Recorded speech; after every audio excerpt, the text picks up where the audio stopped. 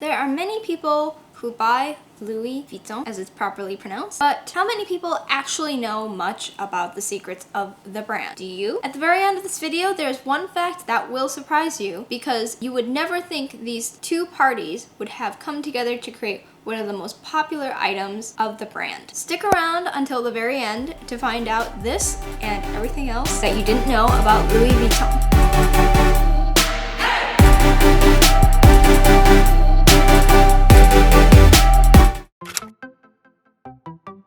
Did you know that the world's most valuable brand, aka Louis Vuitton, actually has some funny things in its history? One of them being the Chewy Vuitton case, for which Louis Vuitton sued the dog toy owner, Hate Diggity Dog, for trademark infringement because he called his product Chewy Vuitton instead of, Louis Vuitton. The case ruled not in favor of Louis Vuitton because the brand's signature name could not be infringed on if it was a satirical marketing gimmick. It is one that it's a pet toy and bed. I think that's kind of funny because these brands are just so overprotective of anything that would tarnish their brand or reputation or their air of respectability. But sometimes people just make fun of you. And Louis Vuitton apparently got offended and tried to sue him, but didn't work because it's just satire. It's like the Harry Potter puppets from a while ago. Harry Potter, Harry Potter. That one. It's satire. It's not meant to be infringement or really copying anything from Louis Vuitton.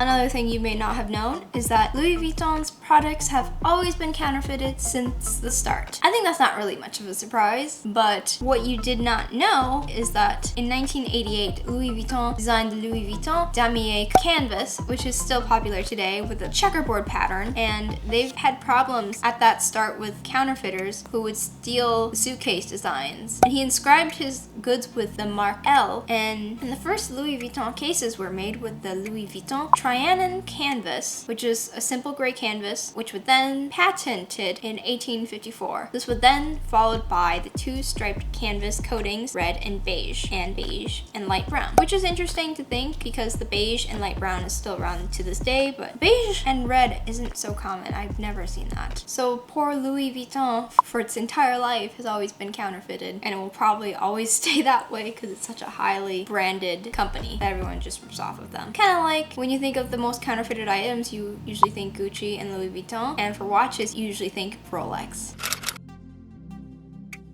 If you're finding this an interesting discussion and topic, please give this video a like at any point in this video so that it can spread to more people, because if you like this video, chances are it might spread so that more people can learn about this too. And if you love couture, style, and analysis, aka CSA, then please go down, like, and subscribe, and turn on the bell to get your weekly notifications of a CSA PSA out of the press weekly. You'll want to subscribe because you won't want to miss the interesting things we'll be talking about related to fashion, fashion history, and couture. Number 3.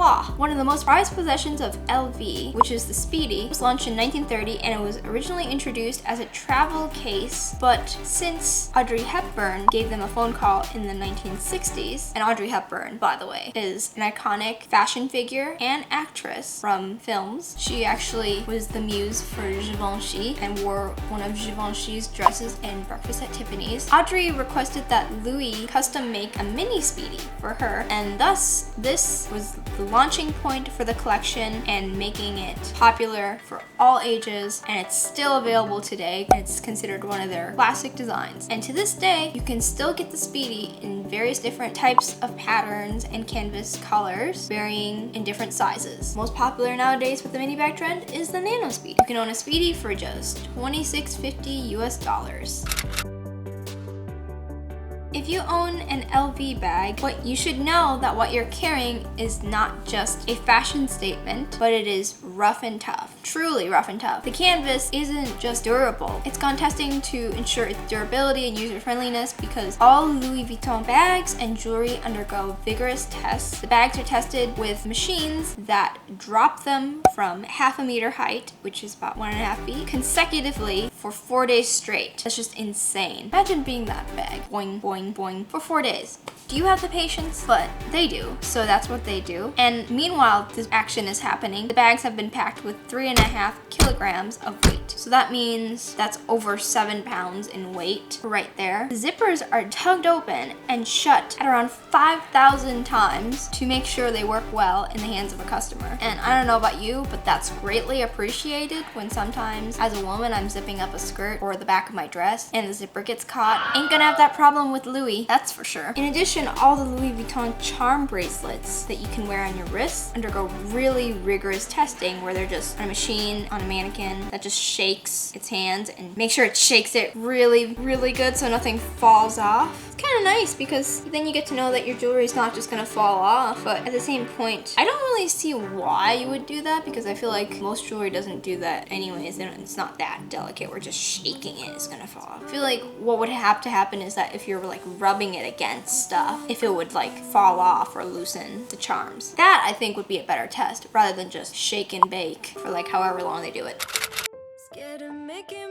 And the last but not least, what you did not know about Louis Vuitton is that Louis Vuitton custom designed a bag for Chanel. And they custom designed the one and only Alma bag. And this is such a popular bag to this day, especially the Alma BB size. I love that size. I would want to get the Alma BB. The only thing that might hold me back is the fact that the handles flop down. I would want that bag. Or the Hermes Bolide. Such an iconic design. It blew my mind that Chanel actually had a bag from them. I did not know that prior to researching this. And I thought you should know too. And if you didn't know that, give this video a like. What are you doing? If you enjoyed this video, give this video a like, because why not? Likes are free. Follow me on my IG in the description and up above here. And if you love couture, style, and analysis, I'm even wearing the emblem of couture, the Eiffel Tower. Then what are you waiting for? Go down and like and subscribe and turn on the bell to get your weekly notifications of a CSA, PSA, hot off the press weekly. I do weekly videos and it would really help support me as a creator if you would like and subscribe and even contribute to my Patreon. If you'd like, you can shop my closet. Links are in the description and check out my next video, which is 5 things you did not know about